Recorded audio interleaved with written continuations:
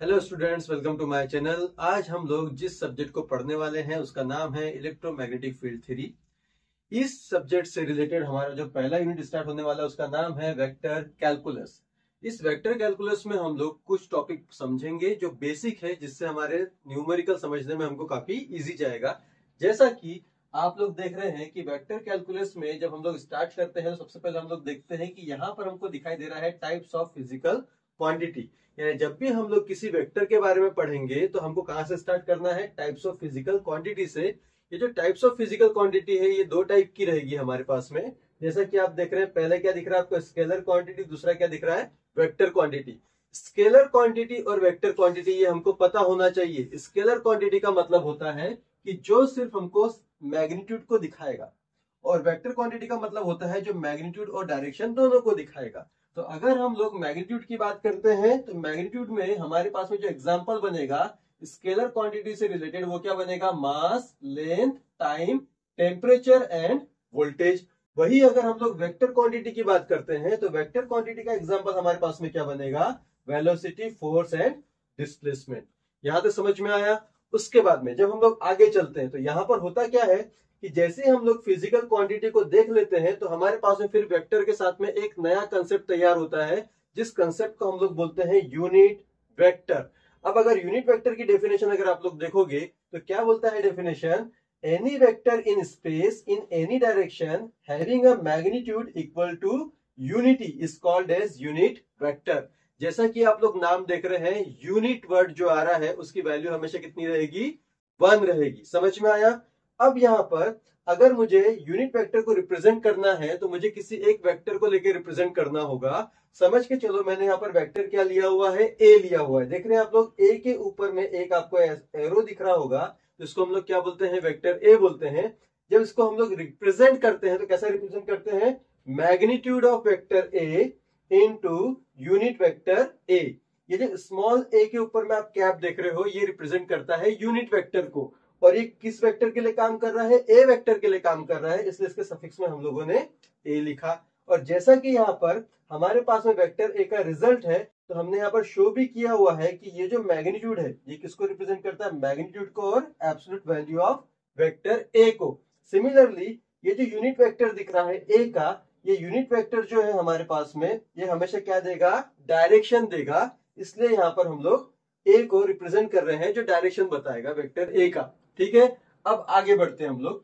जैसे ही हमारे पास में यूनिट वेक्टर का कंसेप्ट खत्म होता है, हम लोग यहाँ पे कुछ कोऑर्डिनेट सिस्टम देखेंगे। अगर मैं कोऑर्डिनेट सिस्टम की बात करता हूं तो हमारे पास में यहाँ पे 3 टाइप के कोऑर्डिनेट सिस्टम देखने के लिए मिलेंगे। पहला मिलेगा हमारे पास में 1D कोऑर्डिनेट सिस्टम, दूसरा मिलेगा हमारे पास में 2D कोऑर्डिनेट सिस्टम, और तीसरा हम लोग क्या देखेंगे? 3D coordinate system. समझ में आया? अगर हम लोग 1D कोऑर्डिनेट सिस्टम की बात करते हैं, इसका मतलब 1D, डी मतलब होता है डायरेक्शन, तो हम लोग 1 डायरेक्शन की बात करेंगे। अगर 1 डायरेक्शन है तो जो उसका कोऑर्डिनेट भी कितना रहेगा? 1 ही रहेगा। जैसे मुझे इसको समझना है तो मैंने क्या किया, यहाँ पर ax लिखा है। दिख रहा है आपको? ये जो x है ना, ये x रिप्रेजेंट कर रहा है डायरेक्शन को, और a कौन है? वेक्टर है।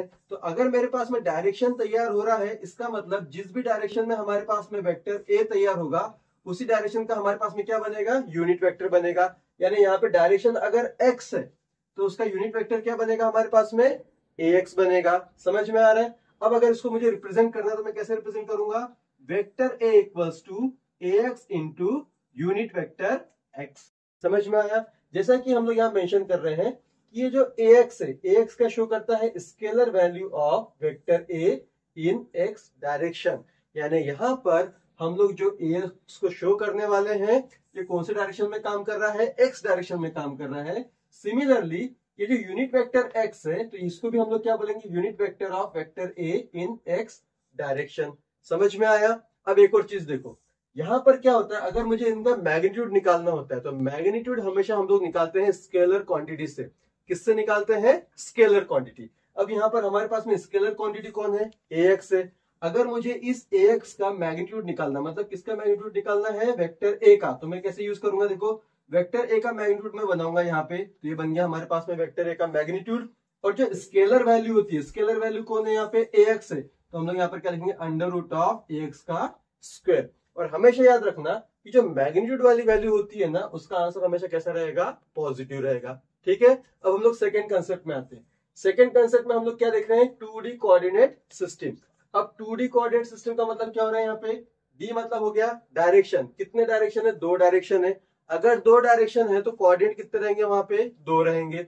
जैसा कि आप देख रहे हैं, एक देखो ये हॉरिजॉन्टल लाइन देख रहे हैं आप लोग, ये जो हॉरिजॉन्टल लाइन है ये समझ के चलो ये मेरे पास में एक्स डायरेक्शन है।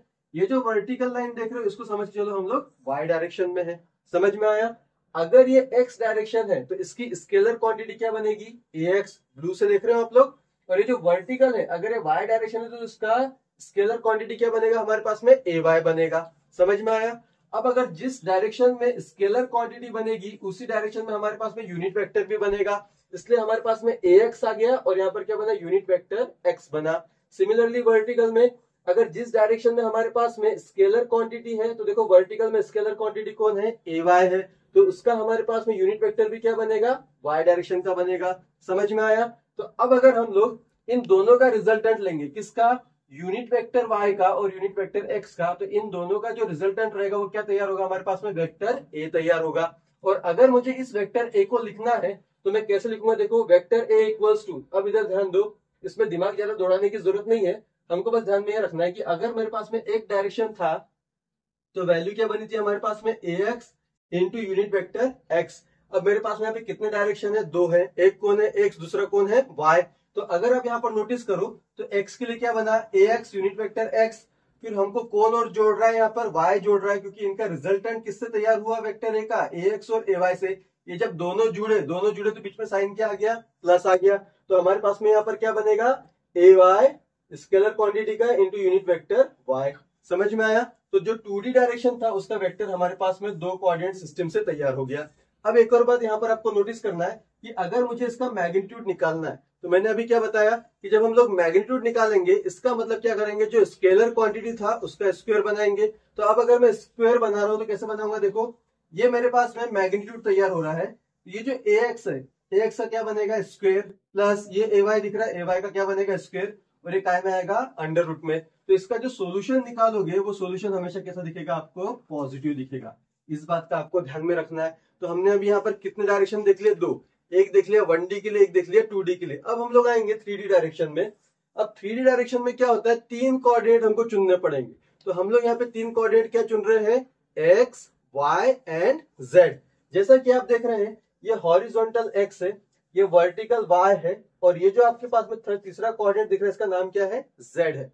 हमने क्या किया कि ये जो देखो हमारे पास में हॉरिजॉन्टल था, अब जैसा आप यहाँ पे समझ चुके हैं कि अगर मैं किसी डायरेक्शन में कोई वैल्यू तैयार करता हूं तो वहां पे स्केलर क्वांटिटी और उसका यूनिट वेक्टर तैयार होगा।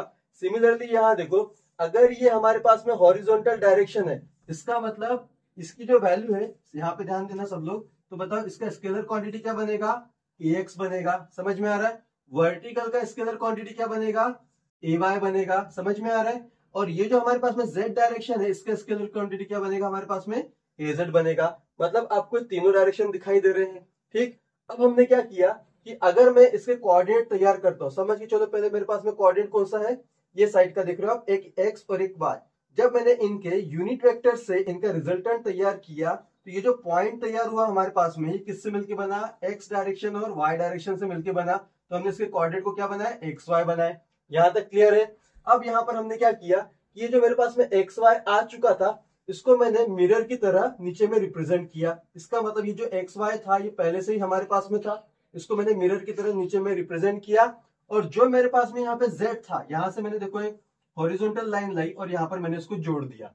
तो जैसे मैंने यहाँ पे जोड़ा z को, तो यहाँ पे एक नई वैल्यू कौन सी तैयार हो गई, कोऑर्डिनेट की, z तैयार हो गई। इसका मतलब मेरे पास में जो वेक्टर a था इसके कितने कोऑर्डिनेट तैयार हुए, 3। कौन कौन से, x, y एंड z। समझ में आया।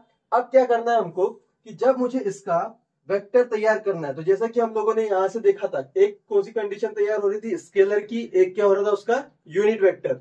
यहां पर हमने देखा यहाँ पर हमारे पास में 2 डायरेक्शन थे, इसलिए यहाँ पे 2 के स्केलर क्वांटिटी तैयार हुई और 2 के क्या हुए, यूनिट वेक्टर तैयार हुए।